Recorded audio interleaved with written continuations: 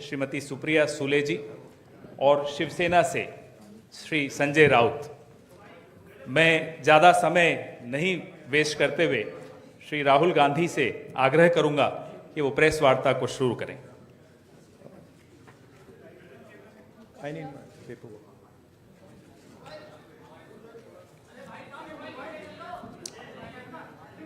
आप सेटल हो जाइए, बस 2 मिनट में शुरू करें।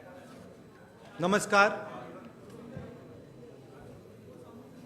राउत जी, सुप्रिया जी, आप सबका यहाँ मैं स्वागत करता हूँ। नमस्कार। We represent on this table the entire opposition that fought the last election in Maharashtra. And we want to bring to the notice of the people of India some information that we have found about the Maharashtra election. We've studied in detail the voter lists, the voting patterns, and we've had a team who is working on this now for some time. And there are many irregularities that we have found. I want to place on the table a few things that I think it is important for the country, especially the young people who defend democracy, believe in democracy, to see and understand. So I'd like to start, well, that's Ambedkar ji, who helped build the constitution of our country, and he says the electoral roll is a most fundamental thing in a democracy. It was of the utmost importance that elections should be freed from any kind of interference. The election machinery should be outside the control of the executive government. Now, this is really the question here. I'd like to give a little bit of a background. The Chief Justice, Leader of Opposition, Prime Minister, that was changed. It was changed by the government, by the Prime Minister. The Chief Justice was removed from that committee, and a BJP person was added to that committee. That's the first step. Second step, immediately before the Lok Sabha elections, Election Commissioner was removed. 2 new election commissioners were put in place. But this press conference is specifically about Maharashtra, and I'd like to give you some details about what we have found about the Maharashtra elections. And these are, of course, some questions to the Election Commission. Question number 1. In 5 years, between Vidhan Sabha 2019 and Lok Sabha 2024, 32 lakh voters were added on the electoral rolls of Maharashtra. However, in a period of 5 months, between Lok Sabha 2024, which these parties won, and Vidhan Sabha 2024, 39 lakh new voters were added in Maharashtra. Now the question is, why are more voters being added in 5 months after the Lok Sabha election than are being added in 5 years prior? Who are these 39 lakh people? To give an idea of what happened here, that is the equivalent of an Indian state. The state of Himachal Pradesh has an equivalent number of voters. That the population, voting population of Himachal Pradesh was added to the voting list of Maharashtra after Lok Sabha elections. Second point, very interesting point. Why were there more registered voters in Maharashtra than the entire voting population of Maharashtra? According to the government, the population of Maharashtra is 9.54 crores. According to the Election Commission, there are more voters in Maharashtra than there are people in Maharashtra. Now, this is an obvious anomaly, right?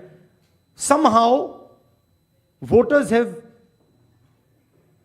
suddenly been created in Maharashtra. The government itself is saying our population is 9.54 crores. And the Election Commission has more voters than people in Maharashtra. It's the second question.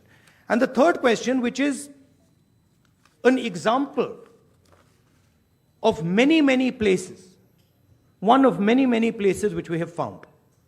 The thing to understand is the number of voters who voted for these three parties has not reduced between Lok Sabha and Vidhan Sabha. We have got the same amount of votes. And here is an example. So the Congress vote in Lok Sabha 2024 is 1.36 lakh votes. In Vidhan Sabha, we get 1.34 lakhs, very close. 35,000 new voters are added. And BJP in Lok Sabha gets 1.9 lakh votes. And then in Vidhan Sabha, they get 1.75 lakh votes. And most of those voters that provided the BJP with their victory come from those 35,000 new voters who have been added. And this is not the case in only one constituency. It is the case in multiple constituencies. It is the case in Shiv Sena constituencies, Congress constituencies, NCP constituencies. Now, these are fundamental questions. And we have been saying to the Election Commission that we are finding anomalies. We need the voter list, names, addresses of the voters of Maharashtra. We need, yes, with photographs. We need the voter list of the Lok Sabha election. We need the voter list of the Vidhan Sabha election.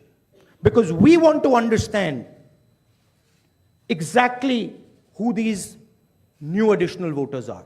There is another factor in this, which we have also found, which we want to understand.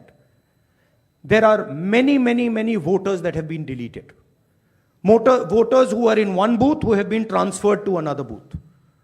Most of these voters come from Dalit communities, tribal communities, minority communities, right? So we want to understand this.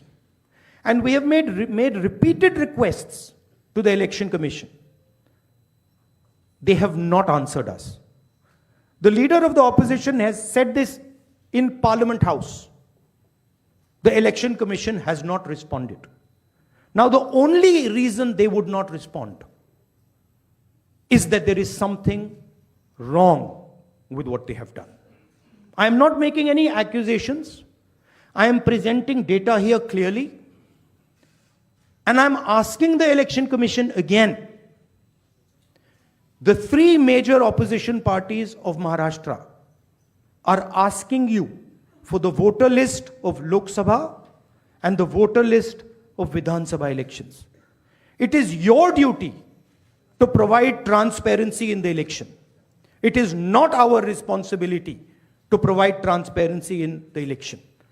So it is important that now, after repeated requests from the entire opposition here, that the Election Commission hands over the voter list so we can take our investigation to its logical conclusion. I'd like to just say this in Hindi as well. Parliament house में मैंने अपने भाषण में कहा कि महाराष्ट्र के चुनाव में